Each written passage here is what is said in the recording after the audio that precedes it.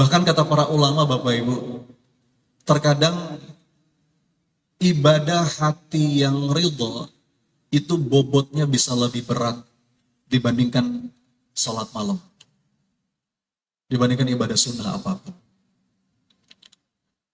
Jadi kemampuan kita menata batin, itu besar nilainya di sisi Allah Bapak Ibu. Maka kajian tentang manajemen qalbu, apa yang sering dinasihatkan oleh guru kita, itu fundamental sekali.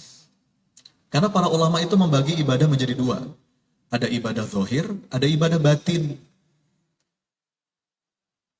Ibadah zahir itu Bapak Ibu bisa nggak bernilai di sisi Allah kalau ada yang meleset pada suasana batin seorang hamba. Contoh, dalam sebuah hadis yang sangat populer, Nabi itu pernah bersabda, ada beberapa golongan manusia yang pertama kali Allah hisab dan pertama kali Allah lemparkan ke dalam neraka. Pernah dengar Bapak Ibu? Siapa mereka? Ada yang tahu? Ternyata bukan Fir'aun, bukan Qorun, bukan Abu Jahal, bukan. Ini hadis sahih. Kata Nabi, ada 3 kelompok manusia. Yang pertama kali Allah hisab dan pertama kali Allah lemparkan ke dalam neraka. Siapa saja? Yang pertama, mereka yang berjuang di jalan Allah, ikut berjuang di medan perang sampai terbunuh. Kasat mata, syahid. Itu kalau ngomongin ibadah zahir Bu, itu udah paling mentok. Yang kedua, ada orang-orang yang bersedekah. Itu pun amalan yang sangat mulia. Yang ketiga, ada orang-orang yang ahli Quran, ahli ilmu, dan mengajarkan ilmunya kepada banyak orang. Para da'i, para ulama. Ada perhatikan, 3 ini adalah amalan yang begitu dahsyat. Tapi apa yang membuat mereka Allah lemparkan ke dalam neraka? Karena ada yang meleset pada suasana batinnya. Ketika dia mulai hisab, Allah tanya, apa yang kau cari? Aku cari ridho-Mu ya Allah. Allah yang maha tahu hati setiap hamba mengatakan, kadzabta, bohong kamu. Yang kamu cari itu bukan aku. Yang kamu cari itu pujian manusia. Kekaguman manusia. Kamu ingin dikenang oleh manusia. Ya. Dan itu sudah kamu dapatkan ketika di dunia. Orang-orang sudah memuji kamu. Orang-orang kagum dengan apa yang kamu lakukan.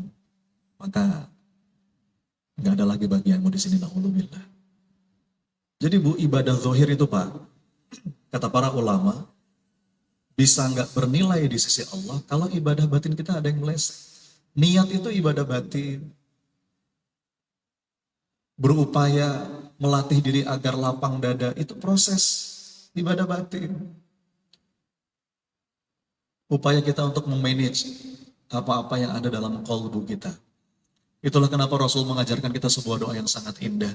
Ya muqallibal qulub, tsabbit qalbi ala dinik. Duhai Engkau ya Rabb yang maha membolak-balik hati. Perjalanan menemukan ikhlas dalam setiap amal. Ini perjalanan seumur hidup. Ketika sudah tidak ada lagi harapan di hati kita kecuali berharap dinilai sama Allah. Karena kita akan sulit bahagia, dada kita akan sulit lapang Bapak Ibu kalau kita masih berharap pengakuan, penghargaan, validasi dari manusia. Berharap kepada manusia adalah patah hati yang disengaja.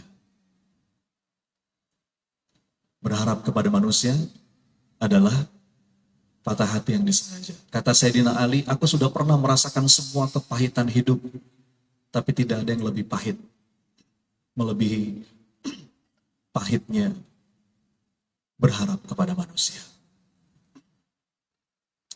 Bahkan Allah sampaikan dalam Quran, di antara ciri-ciri orang yang beriman itu, la nuridu minkum jaza'an wala syukura.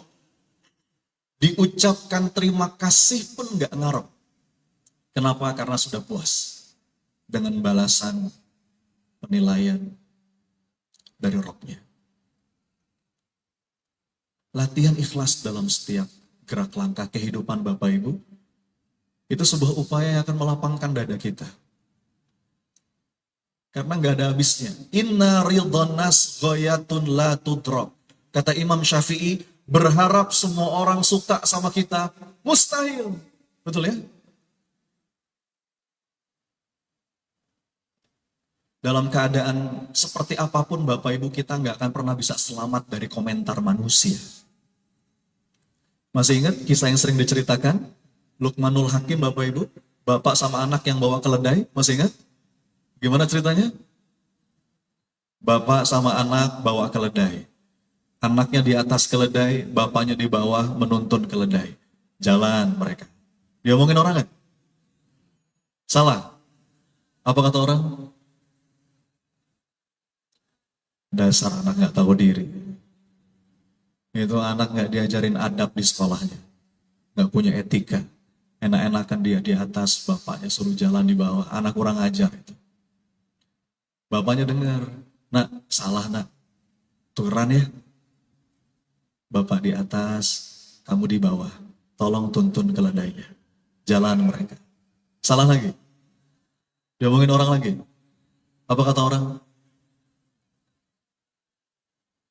Kok ada ya orang tua yang tega gitu sama anaknya? Udah mirip belum saya? Dengan julidnya netizen yang maha benar dengan segala komentarnya. Bapak gak punya perasaan. Enak-enakan dia di atas, anaknya suruh jalan. Bapaknya dengar. Nah, salah nak. Sudah yuk sini kamu naik di atas. Kita berdua naik di atas keledai. Jalan mereka. Salah lagi? Diomongin orang lagi? Apa kata orang? Itu bapak sama anak yang gak punya peri kebinatangan. Bayangkan itu keledai kecil dinaikin berdua, zolim. Itu namanya nyiksa binatang. Bapaknya dengar lagi, udah yuk nak kita turun aja. Dituntun aja keledainya, jalan mereka. Salah lagi? Diomongin orang lagi? Apa kata orang? Dasar, gak punya otak. Keledai kok cuma dituntun, fungsinya apa coba? Betapa lelahnya Bapak Ibu kalau kita sibuk meletakkan kebahagiaan kita di mulut orang. Maka salah satu latihan yang akan membuat kita punya dada yang lapang itu adalah latihan ikhlas. Ketika sudah putus harapan di hati kita kecuali berharap dinilai sama Allah.